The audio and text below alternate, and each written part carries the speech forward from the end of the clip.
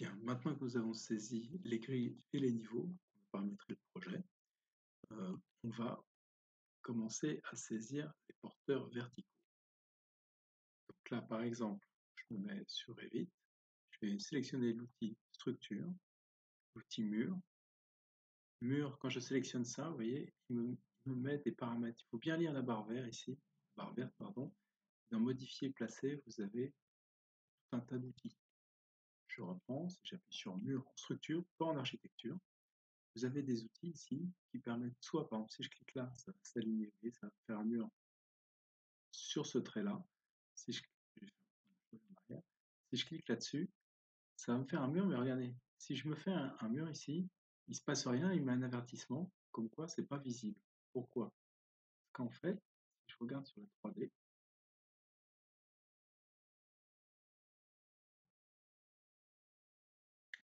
il y a mon mur qui a été tracé, mais il n'est pas au bon niveau. Je l'enlève, je vais retourner sur mon niveau 1. Mon mur ici, je suis au niveau 1. Mon mur, il faut que je fasse un mur qui soit du niveau 1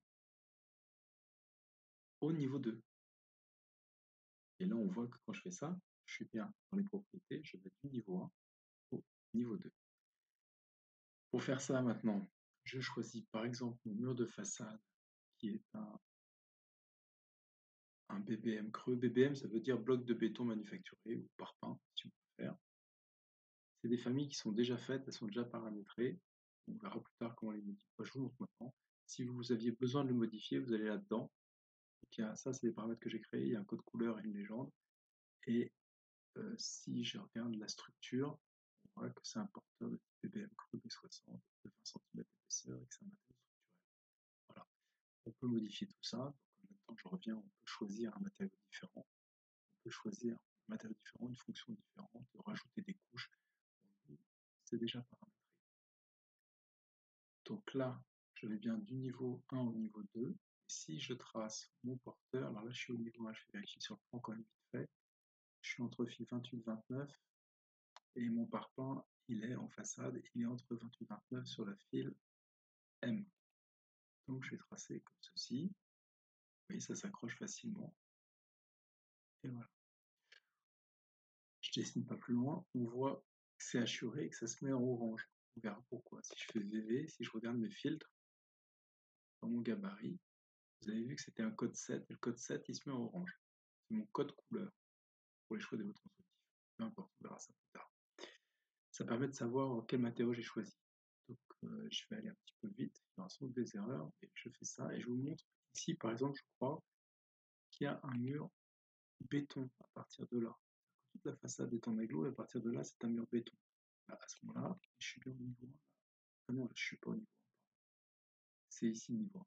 Au niveau 1, tout est en aglo. On est en superstructure. Donc, ici, je redescends. Pardon, je vais jusqu'à la file. C'est l'autre file. Pardon. La file K. Je peux attraper, je peux aller comme ça. Je peux faire comme ceci, ou alors je peux faire aussi, si je clique sur un mur, je peux utiliser les fonctions qu'il y a là. Là, c'est pour raccorder. Je vous montre comment ça marche. Par exemple, je m'étais trompé dans la saisie. J'utilise cette fonction-là et je fais comme ceci, ça raccorde. Je peux aller jusqu'à ce trait-là. Vous voyez, il y a plein de fonctions, c'est très explicite. C'est les mêmes fonctions qu'AutoCAD, c'est simple. Et vous devriez y arriver. Et voilà, je fais ça. Maintenant, si je veux travailler au rez-de-chaussée, je vais au niveau rez-de-chaussée. Et puis, mes murs, eh bien, ils sont tout à fait pareils. Si je regarde mon plan, je retourne. Vous vous souvenez, on a fait un plan de repérage, je vais vous montrer ici.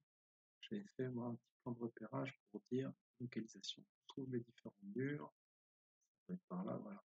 On voit qu'ici on a des murs en parpaing, par contre ici on a la façade qui est en parpaing et les refends en béton. Donc là, si je le saisis, j'ai tout parpaing extérieur comme ça, et sauf cette partie-là qui est en béton. On ne sait pas trop à quelle distance, on va regarder après.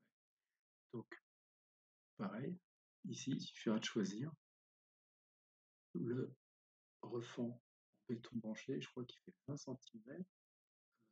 Voilà, refend branché 20 cm, je crois qu'il y en a. ça va pas de fil en fil, hein, c'est comme ceci à peu près. On voit bien qu'on va, si j'ai cliqué dessus, on va du niveau rez-de-chaussée au niveau 1. Et bah, après, j'ai à le définir, mettre mon parpaing, etc. Voilà.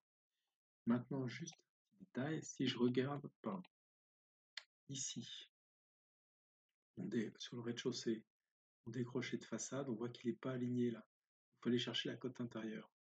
Il faut savoir quelle est la distance. On voit, par exemple, là, on a une cote qu'on ne peut pas utiliser. Il faut trouver, ça va être un jeu de pige, je vais vous laisser faire. Il faut trouver euh, comment, où est placé ce mur-là. On voit qu'on a une cote qui correspond.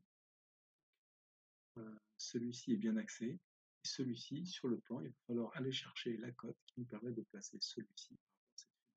En gros, la distance de là à l'axe, ou alors la distance de là au nu extérieur.